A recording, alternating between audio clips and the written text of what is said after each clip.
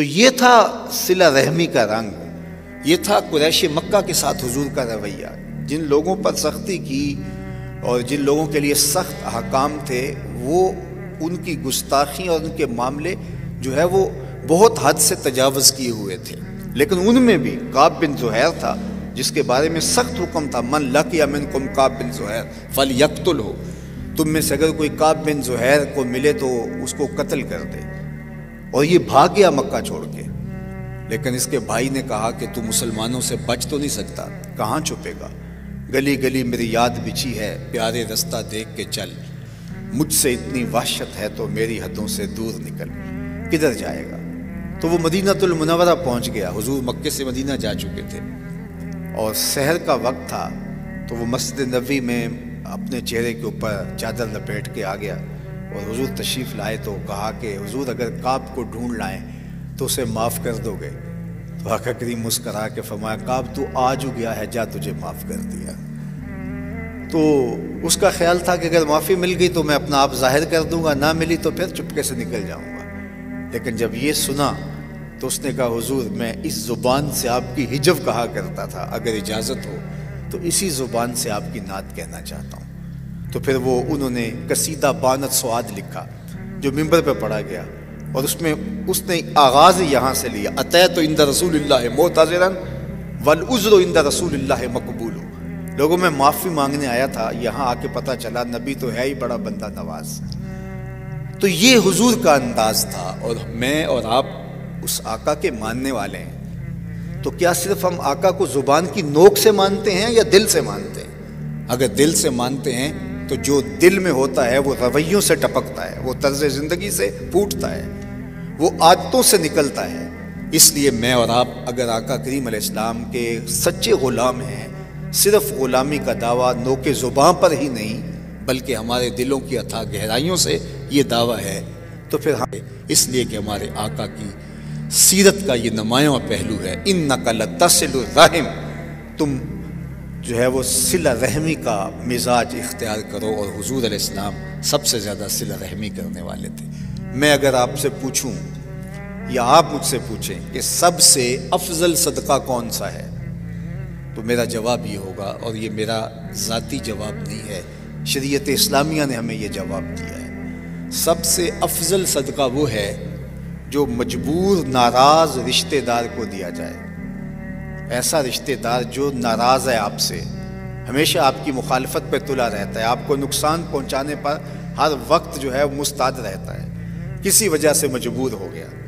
اب اس کو صدقہ دینے کے لیے نفس نہیں مانتا، کہتے سانپ کا سر پاؤں تلے آیا ہے تو کچل دو۔ اب یہ سانپ پالیں گے اور اس کو اپنے ہاتھ سے دودھ پلائیں گے تو نفس اس میں شامل نہیں ہوتا۔ تو سب سے افضل صدقہ بھی وہ ہے جس میں نفس شامل نہ ہو۔ تو ناراض رشتہ دار کو جو مجبور ہو گیا ہے اس کو صدقہ دینا یہ افضل ترین صدقہ ہے۔ اللہ اکبر۔ تو ہمیں رشتہ داروں کے ساتھ اچھا سلوک کرنا ہے، یہ تو ان رشتہ داروں کے ساتھ اچھا سلوک کرنا ہے جن کا ہمارے ساتھ برا سلوک ہے، اور جن کا ہمارے ساتھ اچھا سلوک ہے تو ان کے ساتھ پھر ہمارے سلوک کی کیفیت کیا ہوگی۔ تو یہ حضور علیہ السلام کا پہلا وصف ہے جو صالح معاشرت کی تشکیل کی بنیادی اکائی ہے اور جو ہمیں اختیار کرنا پڑے گا۔ اس طرح اپنی ہمسائیگی میں رہنے والے لوگ ہیں، اس طرح اپنے کولیگز ہیں، اسی طرح جو ہے وہ آپ کے کلاس فیلوز ہیں، اسی طرح آپ کے کاروباری سانجھ رکھنے والے لوگ ہیں۔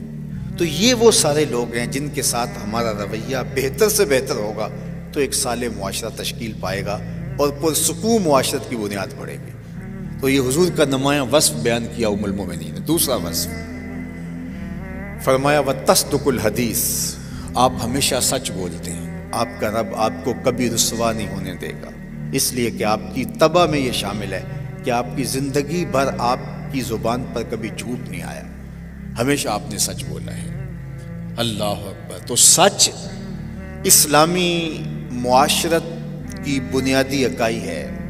کوئی بھی معاشرہ جو سچ کا خوگر ہو، معاشرہ آگے بڑھتا ہے اور اس معاشرے میں طمانینت اور سکون اور قرار ہوتا ہے، اور جس معاشرے میں سچائی نہیں ہوتی، جھوٹ ہوتا ہے، وہ معاشرہ کبھی بھی تسکین نہیں پا سکتا، نہ آگے بڑھ سکتا ہے۔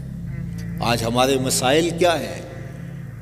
اس کے اوپر کمیشن بٹھا لیں اور اس کے اوپر بڑی تحقیقات کروائیں. سیدھی سیدھی باتیں ہیں کہ ہم وہ بنیادی چیزیں جو ہمارا معاشرہ بھی طے کرتا ہے، دانش مند بھی طے کرتے ہیں، پوری دنیا کے سمجھدار لوگ بھی کہتے ہیں، اور ہمارا دین اور ہمارے آقا کی سیرت ہمیں بتا رہی ہے کہ ہم نے سچ بولنا ہے، اور مومن ہو اور سچا نہ ہو یہ نہیں ہو سکتا. آقا کریم علیہ السلام سے پوچھا گیا کہ مومن بزدل ہو سکتا ہے؟ فرمایا نہیں، مومن بہادر ہوتا ہے، لیکن ہو سکتا ہے کبھی وہ بزدلی بھی کر جائے، آخر بشری تو ہے. پھر پوچھا گیا کہ مومن بخیل ہو سکتا ہے؟ فرمایا نہیں، مومن سخی ہوتا ہے، لیکن ہو سکتا ہے کبھی بخل بھی کر جائے. بلکہ ایک مقام پہ فرمایا کہ یہ جو اولاد ہے مبخلتن و مجبنتن، اولاد تھوڑا تھوڑا بخیل بنا دیتی ہے اور تھوڑا تھوڑا کنجوس بنا دیتی ہے. جب اولاد نہیں ہوتی تو بندہ بڑا شاہ خرچ بھی ہوتا ہے اور مشکل میں کود بھی جاتا ہے، لیکن اولاد ہوتی ہے تو پھر مشکل میں چھلانگ لگانے سے قبل سوچتا ہے کہ میرا کوئی انتظار کر رہا ہے، پھر سیونگ بھی کرتا ہے کہ میری اولاد بھی ہے. تو فرمایا اولاد تھوڑا تھوڑا بخیل بنا دیتی ہے اور تھوڑا تھوڑا کنجوس بھی بنا دیتی ہے. سخی لوگ بھی اولاد کے بعد تھوڑا سا سوچ لیتے ہیں. تو کہا کہ مومن سخی ہوتا ہے لیکن ہو سکتا ہے کبھی وہ بخل بھی کر جائے، مومن بہادر ہوتا ہے لیکن ہو سکتا ہے کبھی وہ کمزوری بھی دکھا جائے. یہ 2 سوال ہوئے. تیسرا سوال حضور سے ہوا، مومن جھوٹا ہو سکتا ہے؟ تو فرمایا مومن جھوٹا نہیں ہو سکتا. یہاں کوئی گنجائش نہیں تھی، یہ نہیں ہو سکتا کہ مومن ہو اور جھوٹا ہو، یہ نہیں ہو سکتا. اب میں اور آپ دعویٰ ایمان رکھتے ہیں، میں اور آپ اپنے اندر اتر کے اپنے آپ سے پوچھیں کہ ہم کھڑے کہاں ہیں. بات بات پہ جھوٹ بولنا ہم فن سمجھ بیٹھے. ہمارا تاجر کہتا ہے جناب جھوٹ نہیں بولیں گے تو سودا ہی نہیں بکتا. میں کہتا ہوں جاپان والے کیسے بیچ لیتے ہیں، ہمارا کیوں نہیں بکتا؟ ہماری نیتوں کے اندر درآئی خباثت اور خرابی ہمیں جو ہے وہ حجتیں سکھاتی ہے، جبکہ مومن کی زندگی سچ سے جڑی ہوئی ہے. اللہ کے محبوب علیہ السلام نے ایک دن صحابہ سے فرمایا الا انبئکم باکبر الکبائر، میں تمہیں بڑے بڑے گناہوں کی خبر نہ دوں؟ یعنی جو کبیرہ گناہوں میں بھی اکبر الکبائر ہے، کبیرہ گناہوں میں بھی آگے بڑے کبیرہ گناہ ہیں. تو صحابہ نے عرض کی قلنا یا رسول اللہ، بلا یا رسول اللہ. ہم نے کہا کیوں نہیں حضور، ارشاد فرمائیے. تو آقا کریم نے فرمایا الاشراک باللہ، سب سے پہلے بڑا گناہ جو اکبر الکبائر ہے وہ اللہ کے ساتھ کسی کو شریک ٹھہرانا ہے. وہ وحدہ لا شریک ہے، اس کا کوئی شریک نہیں. اور اگر کوئی اللہ کے ساتھ کسی کو شریک ٹھہراتا ہے اس کی ذات میں، اس کی صفات میں، تو یہ اکبر الکبائر ہے، سب سے بڑا گناہ ہے. دوسری بات ارشاد فرمائی وعقوق الوالدین، اور والدین کی نافرمانی کرنا، والدین کا دل دکھانا، ان کو تکلیف دینا، ان کو اذیت پہنچانا. چاہے لاڈ کے اندر ہم کر رہے ہوں، بعض کا تو ہوتا ہے کہ میرا باپ ہے اور آگے سے وہ میرے اس رویوں پر بھی تلخ نہیں ہوتا، وہ تو باپ کا ظرف ہے، وہ تو ماں کا ظرف ہے، تو بندہ جو ہے وہ ماں باپ کو اذیت دیتا ہے. یہ اکبر الکبائر، کبیرہ گناہوں میں بھی آگے بڑا کبیرہ گناہ ہے.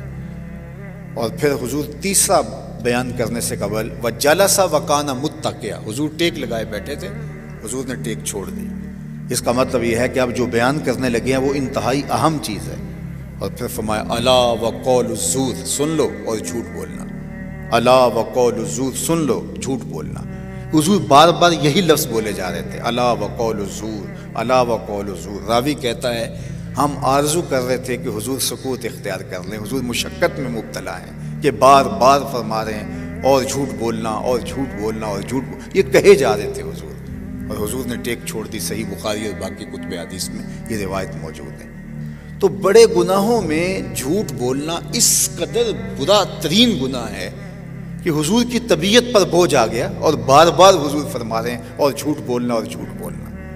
اور حدیث پاک میں آتا ہے جب کوئی شخص جھوٹ بولتا ہے تو اس کے منہ سے بدبو نکلتی ہے، جس کو عام لوگ تو محسوس نہیں کر پاتے، لیکن اللہ کے نورانی فرشتے، رحمت کے فرشتے اس کو محسوس کرتے ہیں اور وہ کئی میل پیچھے ہٹ جاتے ہیں.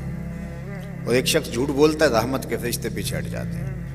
اب مجھے بتائیے، جس گھر میں باپ بیٹے سے جھوٹ بول رہا ہو، بیٹا باپ سے بول رہا ہو، ماں بیٹی سے بول رہی ہو، بیٹی ماں سے بول رہی ہو، ساس بہو سے، بہو ساس سے، تو اس گھر سے تو بدبو کے ببھوکے اٹھ رہے ہوں گے.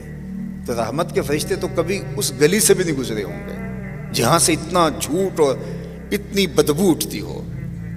اب گھر میں بے برکتی، نحوست، لڑائی، تشدد، افتراق، الجھنیں۔ ہم نے کیا سمجھا؟ کسی نے تعویذ ڈال دی، ہم نے کہا کسی نے کالا جادو کر دیا، کسی نے بندش کر دی۔ اب بھاگے ہم بابوں کے پاس کہ جناب تو وہ تو بیٹھا اسی لیے ہے، عامل تو بیٹھا اسی لیے ہے، اور اگر اس نے تمہیں طریقے سے سمجھایا کہ میاں اپنے معاملے سیدھے کرو تو پھر اس کا کام تو ختم۔ اس نے کہا تم تو وقت پہ آ گئے، اگر نہ آتے 2 دن تو یہ تو تعویذ چل جانے تھے اور کچھ رہنا نہیں تھا، تو اب آپ کو اتنے اتوار آنا پڑے گا، اتنے منگل آنا پڑے گا، اتنے بدھ آنا پڑے گا، اور یہ تعویذ اس طرح استعمال کرنا، یہ اس طرح استعمال کرنا، اور کالا بکرا بھی دینا پڑے گا۔ اب ہم چل پڑے ایک دوسری سمت، اور ہم نے یہ نہ سوچا کہ بدکاری کا تعویذ، جھوٹ کا تعویذ، جھوٹ کا کالا جادو چلا ہے ہمارے گھر کے اندر، اور اس کو ہم چھوڑنے کے لیے تیار نہیں ہیں۔ صحیح حدیث ہے کہ رحمت کے فرشتے میلوں ہٹ جاتے ہیں جب کوئی جھوٹ بولتا ہے، کیوں کہ جھوٹ سے بدبو نکلتی ہے۔ رحمت کے فرشتے اس کو برداشت نہیں کر پاتے، پیچھے ہٹ جاتے ہیں۔ اور سویر سے شام تک ماں بیٹے سے جھوٹ بول رہی ہے، بیٹا ماں سے جھوٹ بول رہا ہے، باپ بیٹے سے جھوٹ بول